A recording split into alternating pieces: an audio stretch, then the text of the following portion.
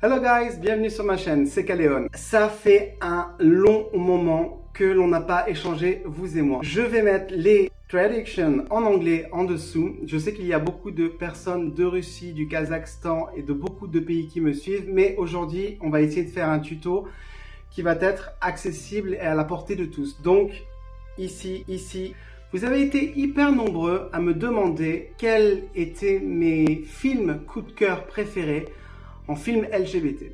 Alors, pour tout vous dire, j'en avais vu que 2. Je ne me sentais vraiment pas de vous faire simplement une réaction sur 2 films. Donc, qu'est-ce que j'ai fait? La semaine dernière, qu'est-ce qui s'est passé?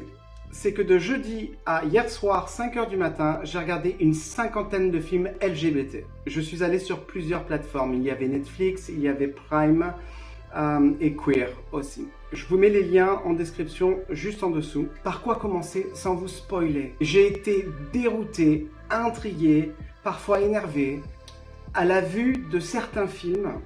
Alors, pour être un maximum objectif, j'ai essayé de lâcher prise sur ce que je pensais, sur quels étaient mes a priori, et je me suis glissé dans la peau d'un téléspectateur qui était dans une sorte de, pas d'apprentissage, mais ok, je regarde ce qui se passe. De toute façon, soit je prends, soit je ne prends pas. Et j'en ai pris beaucoup. Alors on va commencer par un premier film qui s'appelle Tu me manques. C'est un film qui est espagnol, inspiré d'une histoire vraie qui est à tomber par terre. Je vais essayer de ne pas vous spoiler et ça va être très difficile. Celui-ci fait vraiment partie de mon top 5 des films. Pour vous raconter un petit peu l'histoire, c'est l'histoire de 2 mecs qui se kiffent. L'un essaye de joindre l'autre mais n'arrive pas à l'avoir et tombe sur l'ordinateur de son copain, sauf que c'est son beau-père qui répond. Bien sûr, son beau-père n'était pas au courant que son fils était homosexuel et compagnie. Il va lui apprendre la mort de son copain en direct. Bref, c'est fulgurant comme film. Il est atomique.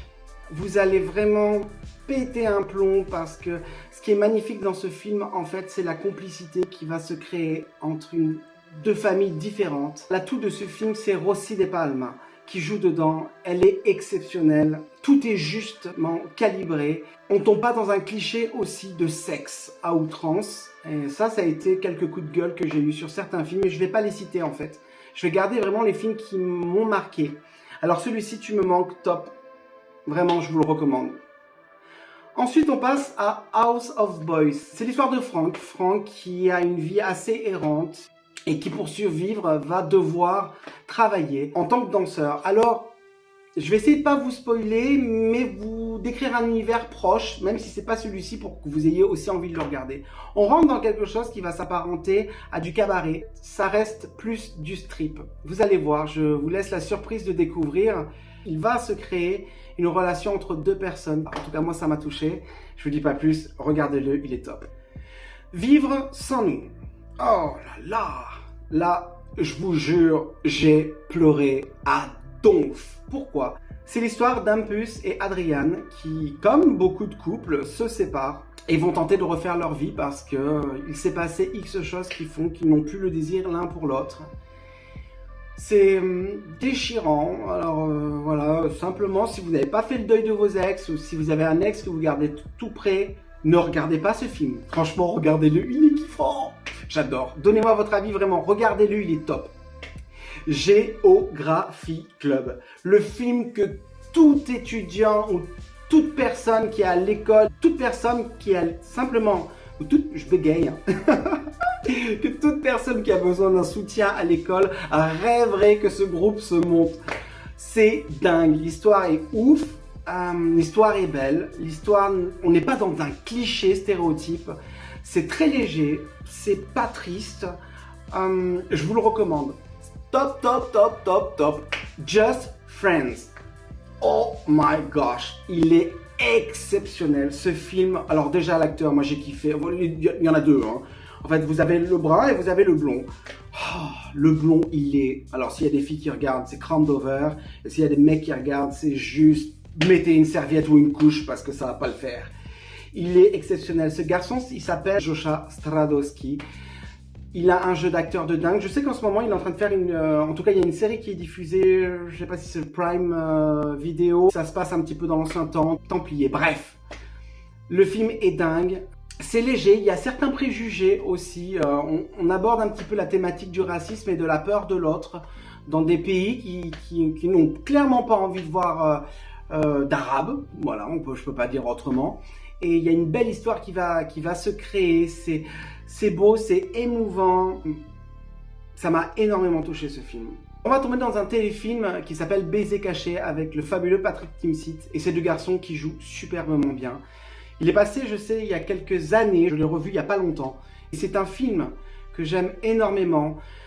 Encore une fois, on est dans quelque chose d'adolescence, de premiers émois, mais surtout la force de ce film, c'est comme dans le précédent, on est dans la peur de dire à ses proches, par peur de jugement, parce que dans ce contexte-là, on est avec un papa qui est policier, ça aurait pu être une maman, ça aurait pu être quelqu'un qui est dans des choses qui sont dites assez bonhomme et viril. Et je sais que j'avais félicité les acteurs, je leur avais envoyé un petit message sur Instagram et j'avais eu un très gentil retour.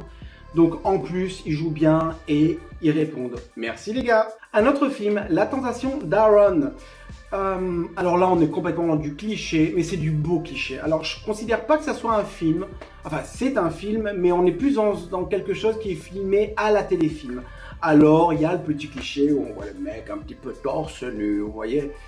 Mais franchement, ça manque de budget. C'est pas des grandes conversations, on n'est pas dans du grand film, mais c'est très émouvant. Et franchement, salutations pour Christian Remsrasley, qui joue très très bien. Regardez ce film, c'est une histoire... Je peux pas vous spoiler, regardez-le. Call Me By Your Name. Là, on est dans du grand film. Ça se passe en été 1983, où un ado de 17 ans va trouver le moyen de s'apprivoiser lui et d'apprivoiser la personne qu'il observe, qu'il admire. Vont se suivre de très très très beaux échanges et l'histoire est très très très très bien conçue. On est en Italie, il y a vraiment un charme à l'italienne. C'est Luca Guadagnino qui a refait quelque chose à l'italienne, donc qui donne vraiment cet esprit de romantisme à mort. Les acteurs jouent bien et Timothée a ce côté hyper sensible, nuancé. Il affiche une très belle complicité avec son partenaire Armie Hammer. Je peux rien vous dire de plus, il fait partie de mon top 5. Regardez-le. Love, Simon. Je pense que beaucoup d'entre vous l'ont vu. J'étais pas chaud parce qu'on nous avait montré une bande-annonce qui pour moi ressemblait un petit peu à du cliché sur le cliché. Et en fait, non. On se retrouve dans quelque chose de scolaire où il va falloir faire un coming out. Et il y a une très très belle approche. Et dans ce film, ce qui est beau, ce que l'on comprend et ce que l'on absorbe, c'est que qu'être gay n'est pas qu'un cliché pour les autres, mais c'est une partie de soi avec laquelle on doit vivre. Love, Simon décrit vraiment très très bien ce sentiment que les personnes LGBT considérées comme gays ou lesbiennes ont dû ressentir au moins une fois dans leur vie. Rocco dans tous ses états. Alors on n'est pas sur Rocco Siffredi, ne vous inquiétez pas. C'est une belle histoire d'un adolescent de 16 ans qui décide, à la découverte de sa sexualité, de le révéler à toute sa famille. Alors je vous dis pas le bordel. Tsunami, tsunami, tsunami. Alors qu'est-ce qu'il fait? Il va décider de s'enfuir avec son meilleur ami pour aller voir le concert de son idole. C'est une comédie tout simplement fraîche et légère. J'ai adoré parce que on est vraiment dans la légèreté et on n'est pas trop dans du cynisme. Il y a quelque chose qui bouge, il y a quelque chose de jovial. Regardez-le. Vous verrez que tous les personnages qu'il y a dedans sont beaucoup plus attachants les uns que les autres. Holding the Man. Ok. La première fois que je l'ai vu, j'ai pleuré. La deuxième fois que je l'ai vu, je l'ai regardé avec ma mère. On s'est regardé, on a pleuré. Alors on est dans la lignée de Philadelphia, clairement. Sans vous spoiler, pour ceux qui l'ont vu vont comprendre là où je veux en venir. Waouh, c'est dingue. Je veux absolument pas trop en dire sur ce film parce que on est encore dans une histoire d'amour. On se retrouve dans les années 80. Je vous rappelle que jusqu'en 87, en tout cas en France, être homosexuel c'était condamné. C'était surtout considéré comme étant maladie mentale. Alors heureusement, nous aussi on a évolué très tard, mais on a évolué quand même. Et ce film, c'est tout simplement une grande histoire d'amour qui se finira par une grande preuve d'amour. Je peux pas vous en dire plus. Absolument top 5, encore une fois. Short Bus, c'est le premier film que j'ai regardé, alors qui est pas que LGBT, gay ou lesbien. Là, vraiment, c'est open bar, on part dans tous les sens. C'est génial, le concept est juste dingue. C'est, pour faire court, un endroit où tout le monde se rejoint, dans la même ville, on va dire, pour parler de sa sexualité, pour échanger et pour... je peux pas dire. Ça commence par un B, ça finit par un R. B, tout simplement. Alors, on n'est pas dans ce qui est marrant, enfin, ce qui est marrant. Ce qui est dingue dans ce film, c'est qu'autant il y a des scènes qui sont vraiment très très crues, mais il y a une poésie dedans qui est juste ouf. Et il y a une certaine morale aussi de l'arroseur arrosé, où on voit tout type de personnalité, dont une sexologue qui est là pour aider chacun à jouir de la vie, entre autres. Elle-même a des problèmes pour jouir. À regarder, il est juste oufissime. Et on rentre pas spécialement dans un stéréotype. Alors, tous les stéréotypes sont abordés, mais le film n'est pas stéréotypé. C'est juste... on rentre pas dans les stéréotypes, même si on utilise tous les stéréotypes. Mais si vous acceptez de prendre de la hauteur et de voir comment la narration et le script ont été mis en image, dans un cadre où tout le monde est ensemble, je dis bien et tout le monde est ensemble, vous comprendrez pourquoi, vous lâchez prise sur beaucoup de choses. Et grand film, j'adore. Enfin, vous allez me dire quelque chose de drôle. Ideal Home. Amazing! I love it! C'est juste dingue. On parle d'Erasmus et Paul qui ont un train de vie très luxueux, qui ont la belle vie et qui vont voir débouler du jour au lendemain le petit-fils d'Erasmus. Parce que là, on est dans une comédie hilarante. On est sur le père. Ça commence, en fait, il y a les flics qui tapent à la porte et tu vois le père qui prend son fils, le balzappe à la fenêtre. Le fils, il doit avoir 6 ans, 7 ans. Et lui, il reste le cul bloqué dans la fenêtre. Il dit, tiens, va voir papy. Et surtout, tu lui donnes ça et tu dis que, voilà, tu dis qu'il s'occupe de toi parce que moi, je suis dans la merde, en fait. Et ce film, franchement, c'est une belle comédie avec, bien sûr, une histoire d'amour et un gamin qui est capricieux au plus haut point. J'ai rigolé du début à la fin. Et il y a une belle histoire d'amour aussi, de preuve de fidélité, de tolérance, de différence, d'acceptation. Même si on surfe sur certains clichés, regardez-le aussi. J'adore. Boys in Brazil. Comment démarre ce film? Tout simplement à la Gay Pride de Sao Paulo. Ce film m'a énormément touché et fait rire. On est vraiment sur quelque chose de très dur et de très drôle parce que ça se passe entre plusieurs personnes qui vont se rencontrer et qui se connaissent déjà pour certaines d'entre elles et qui vont passer un pacte en disant on va faire notre coming out l'année prochaine. Donc toute une année va se passer et que de bordel dans ce film. Mention spéciale pour la belle-mère, il n'y en a qu'une, donc vous comprendrez qui c'est. C'est franchement... One Kiss, un des films qui m'a le plus dérouté dans la manière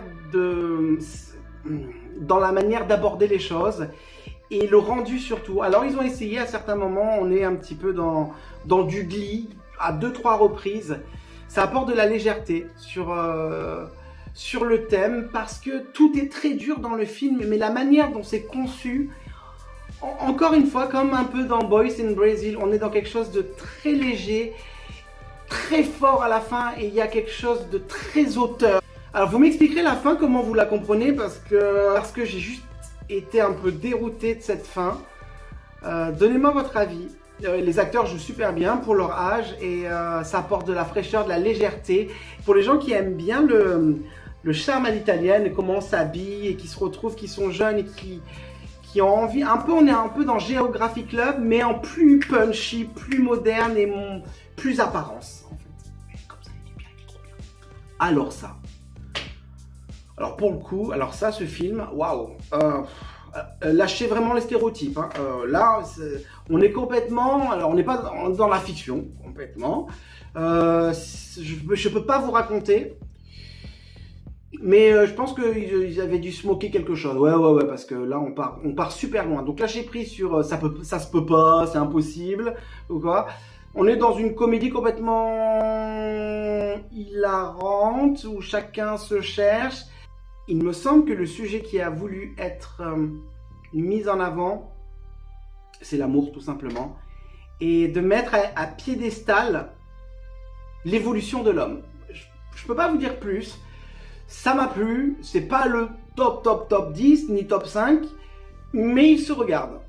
L'amour à tout prix, ce film m'a super touché. Alors déjà, on n'est pas dans un cliché de film où on va être dans de la nudité sans arrêt. C'est vraiment une histoire d'amour, une histoire qui peut arriver à tout le monde, où l'on se fait quitter par quelqu'un qui découvre une autre sexualité que celle qu'il connaissait. C'est-à-dire qu'on part sur quelqu'un qui était gay et qui va se trouver bisexuel et qui va quitter la personne avec qui il est. Sauf que tout est noué et que la copine va connaître son ex sans savoir, va se confier à lui. Et je vous jure, c'est cocasse. Il y a des scènes qui m'ont fait exploser de rire. Écoutez, rappelez-vous de ce moment où je vous dis, quelqu'un se ramène avec un bouquet de fleurs au cabinet de consultation. Et cette scène est juste mythique. Quand on pense que tout est terminé, derrière un nuage, il reste toujours le soleil. Et quel beau soleil, vous allez le voir, à voir. Gigolo Club, je crois que c'est mon deuxième film préféré, voire le premier. Il est oufissime. Ouais, j'ai fait que pleurer, je sais. Bah, celui-là, il fait aussi beaucoup pleurer parce que tout te dit. Pour les LGBT, en fait, on tombe dans un gros cliché qui nous est parfois reproché. Et pourtant, autour de cela, il y a beaucoup d'amour. Le cadre aussi de ce film est juste dingue. Regardez, je veux vraiment pas vous spoiler. Il porte très bien son nom. Et le seul truc que je peux vous dire, c'est que vous n'aurez jamais la fin. Jamais. Vous allez être à 3 milieux de la fin. Et vous me dites dans les commentaires, regardez-le vraiment celui-ci parce qu'il est top. Vous allez me dire si vous avez su à l'avance ce qui allait se passer. Moi, franchement, je ne le savais pas. Regardez-le. Alata. Oh là là. Un de ces films où je vous parlais qui vous ouvre l'esprit, c'est celui-ci. Je l'ai regardé avant-hier soir, ce film. On se rend pas compte, je sais pas de quel pays vous êtes, si vous regardez ce tuto. On se rend pas compte de la chance que l'on a, en tout cas dans ces pays européens ou ces pays où le droit de l'homme prime surtout. On se rend pas compte aussi des concessions par amour que certains peuvent faire pour nous. Franchement, les âmes sensibles, ne regardez pas ce film si vous êtes à fleur de peau et si vous êtes affecté par tout ce qui se passe dans les pays du monde. Je voudrais juste avoir un petit mot pour quelqu'un. Je voudrais pas citer son nom, respect, mais vous tapez sur Google, c'est quelqu'un qui a été tué l'année dernière. Il était d'une beauté. Ça m'a fendu le cœur de voir qui il était. Je vais mettre une photo de son visage pour pas qu'on l'oublie et pour se rappeler, vous qui êtes dans ces pays-là et qui peut-être êtes LGBT ou avec quelqu'un que vous aimez au plus profond de vous, qui l'est. On ne peut pas ôter la vie d'un homme parce qu'il aime, tout simplement. Voilà. Parce qu'il aime. Alors je voudrais simplement lui dire qu'en tout cas, la France pense à lui et ne l'oubliera jamais. En tout cas, moi, je ne l'oublierai jamais. Et ce film, je ne l'oublierai jamais. Il a, pouf, il a ouvert quelque chose dans ma tête. Je vous le recommande et donnez-moi votre avis sur ce film. Tout ça pour vous dire quoi? Tout ça pour vous dire que regardez ce film. Vous allez avoir vraiment d'autres perspectives et rien n'est plus fort que l'amour. Voilà, je ne peux pas vous dire plus. Regarde-moi dans les yeux. C'est le dernier film que j'ai regardé. Je l'ai regardé hier soir. Waouh! C'est un retour d'amour, de jeunesse. Si vous avez le cœur un peu comme ça par rapport à un ex, ne regardez pas ce film. Il est dingue, il est actuel, je pense que n'importe quelle personne peut s'identifier à ce film. Ces deux acteurs jouent divinement bien et ce qui est beau dans un film, en fait, c'est la force de pouvoir, au travers le film que l'on regarde, se remémorer des souvenirs que l'on a. Vous voyez, quand ça touche trop, on bégaye. Se rappeler les souvenirs, se remémorer beaucoup de souvenirs tout en ne décrochant pas du film. Vous voyez ce que je veux dire? Quand j'ai regardé ce film, j'étais dans une sorte de ok. Et tu pleures dans le film, c'est vrai. Enfin, moi je pleure tout le temps, vous allez me dire. Ok, j'assume, je suis sensible. Ok, je sais. Mais ce film est beau à voir. Bref, je vous ai conseillé de regarder ces films. S'il vous plaît, interagissez. Dites-moi si vous les avez regardés, quel film vous donne envie d'être regardé. Et surtout, n'oubliez pas, l'union fait la force. Et c'est pas grave, si on vous accepte pas comme vous êtes, écoutez, le monde est vaste en fait. Quand ça va pas à gauche, on peut regarder à droite. Et puis, c'est pas parce que devant vous, vous avez une bague comme ça, que derrière, vous pouvez pas voir la chose, ok? Et puis la bague, si ça va pas, on l'enlève. Prenez soin des gens que vous aimez, respectez-vous, prenez soin de vous. À bientôt.